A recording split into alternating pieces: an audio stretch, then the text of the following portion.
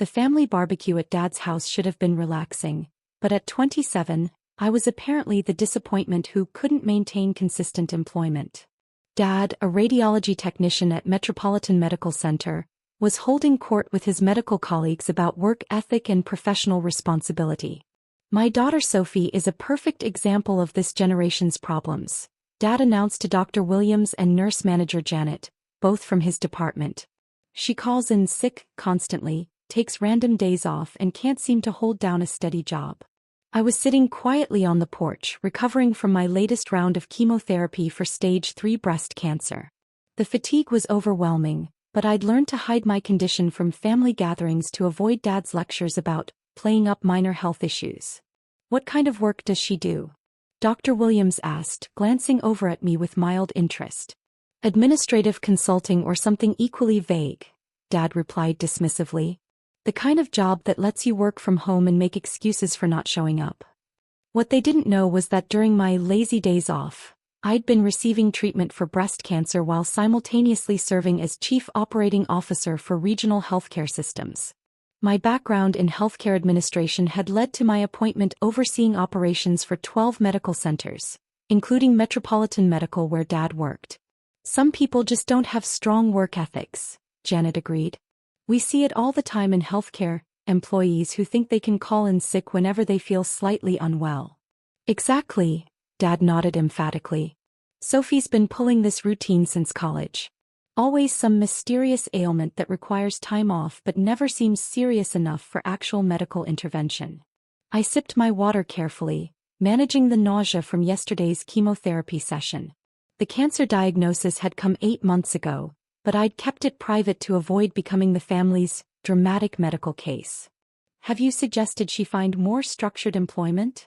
Dr. Williams asked. Something with stricter attendance requirements might teach her accountability. I've been telling her for years that she needs a real job with real responsibilities, Dad replied. But she's comfortable with this consultant arrangement that lets her disappear whenever she wants. Mom emerged from the kitchen carrying more food. Sophie's always been delicate. Even as a child she'd get these mysterious stomach aches that kept her home from school. Those were probably early signs of her tendency to avoid responsibility, Dad concluded. Some people never outgrow the habit of using health complaints to escape obligations. My phone buzzed with a text from Dr. Elena Rodriguez, the new Chief Medical Officer at Metropolitan Medical Center. Sophie, the board meeting is rescheduled to Tuesday. Hope your treatment went well yesterday. I glanced at Dad, who had no idea that his new boss had been my breast surgeon for the past 8 months. The conversation continued with Dad's colleagues offering increasingly confident opinions about employee accountability and work ethic. Every comment revealed how little they understood about my situation or professional achievements. The problem with remote work arrangements is the lack of oversight, Janet explained. Employees can claim they're working while actually taking naps or running errands. That's exactly Sophie's situation, Dad agreed. She'll text me about having a difficult day and needing to rest, but there's never any specific medical reason. Dr. Williams nodded knowingly. Vague health complaints are often disguised laziness. If something was genuinely wrong, she'd seek proper medical treatment. I've suggested she see a doctor about her constant fatigue, Dad said, but she claims she's already under medical care. More likely she's avoiding accountability for her poor work habits. I shifted in my chair, feeling the port site where my chemotherapy was administered. The irony was overwhelming. While Dad criticized my work ethic, I was managing healthcare operations for thousands of employees across the region. Maybe she needs tougher love, Janet suggested. Stop enabling the behavior by accepting her health excuses. We've tried that approach, Mom chimed in. But Sophie gets defensive when we question her medical claims. Classic manipulation tactic, Dr. Williams observed. Use emotional responses to avoid scrutiny of suspicious behavior patterns. My phone rang, Dr. Rodriguez calling about tomorrow's executive meeting. I stepped inside to take the call privately. Sophie, how are you feeling after yesterday's session? Tired but manageable. The new protocol seems less harsh than the previous one. Excellent. The board is eager to hear your recommendations about expanding cancer support services across our network. I'll have the proposal ready for Tuesday's meeting. When I returned to the porch, Dad was expanding his lecture about modern work attitudes. Sophie disappeared to take a phone call, he told his colleagues. Probably calling in sick to tomorrow's work commitments. Actually, that was about an important meeting I'm attending, I said quietly. See what I mean? Dad gestured to his audience. Everything is framed as important and urgent to justify her irregular schedule. Dr. Williams looked at me with professional skepticism. What kind of administrative consulting requires such frequent schedule adjustments? Healthcare operations consulting, I replied carefully. Healthcare. Janet looked surprised. That's ironic, considering your apparent aversion to actual medical care. Dad laughed. Sophie claims expertise in healthcare administration while avoiding doctors herself. I'm not avoiding medical care, I said. Then why all the mysterious ailments that never get properly diagnosed or treated? Dad challenged. Before I could respond, a car pulled into the driveway. Dr. Rodriguez stepped out, carrying a gift bag and looking around uncertainly. Elena. Dad called out, suddenly brightening. Everyone, this is Dr. Elena Rodriguez, the new chief medical officer at Metropolitan. Elena, these are my colleagues from radiology. Dr. Rodriguez approached the group, her expression shifting as she recognized me sitting on the porch. Sophie? What are you doing here? Sophie's my daughter, Dad said proudly, clearly hoping to impress his new boss. Though she's not much of an example of healthcare professionalism. Dr. Rodriguez stared at Dad with growing confusion and concern. Sophie is your daughter?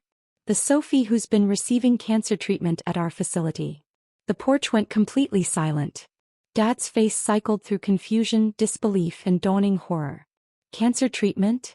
Dr. Williams's voice was barely a whisper. Sophie has been my patient for 8 months, Dr. Rodriguez continued, clearly puzzled by the family dynamic. She's undergone surgery and intensive chemotherapy for stage 3 breast cancer. Janet's face had gone pale. But her father just said she was faking illness to avoid work. Faking. Dr. Rodriguez's voice carried unmistakable authority. Sophie nearly died during her initial surgery. She's been receiving aggressive chemotherapy while maintaining her position as Chief Operating Officer for Regional Healthcare Systems. Dad stared at me in shock. Chief Operating Officer? Sophie oversees operations for 12 medical centers, including Metropolitan Medical where you work, Dr. Rodriguez explained.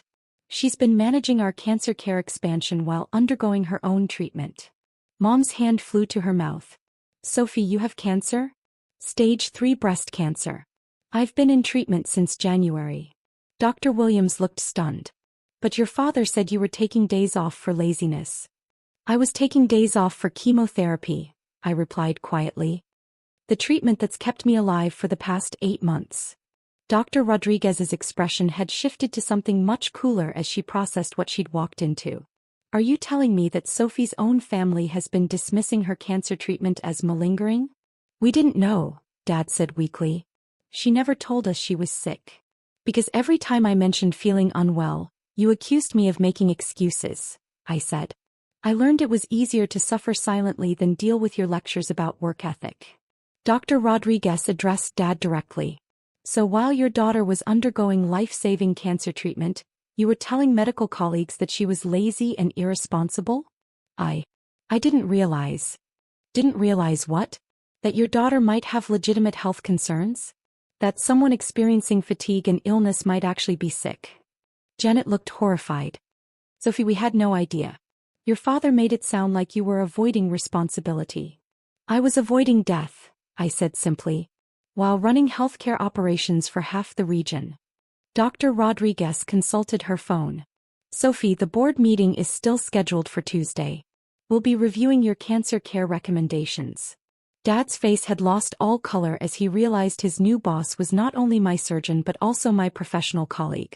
Dr. Rodriguez stayed for another hour, educating my family about cancer treatment while I explained my actual job responsibilities. The festive barbecue atmosphere had completely disappeared, replaced by uncomfortable silence and guilty expressions. Sophie, I'm so sorry, Dad said after Dr. Rodriguez left. I had no idea you were fighting cancer. You never asked about my health, I replied. Every time I mentioned feeling sick, you dismissed it as laziness. Mom was crying. Why didn't you tell us about the diagnosis? Because I knew you'd either minimize it or make it about your own anxiety. I needed to focus on treatment, not manage your emotions. Dr. Williams spoke quietly. Sophie, your father has been telling the entire radiology department that you were a poor example of work ethic. While I was actually running the healthcare system that employs all of you, I said. Janet looked ashamed.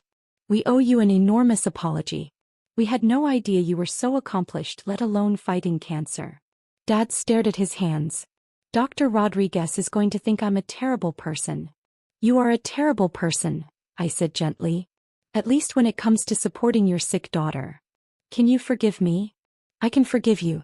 But I need you to understand that your assumptions about my health and work ethic were completely wrong. Mom hugged me carefully. What can we do to support you now? Start by believing me when I say I'm not feeling well. Trust that I know my own body and my own capabilities. 3 weeks later, Dad attended the hospital's cancer awareness fundraiser, where my photo was displayed as Healthcare Hero of the Year for expanding cancer services while undergoing treatment. Dr. Rodriguez introduced me at the ceremony as an example of dedication and professionalism. Dad finally understood that some rest days are actually survival days, and his daughter wasn't lazy, she was extraordinary.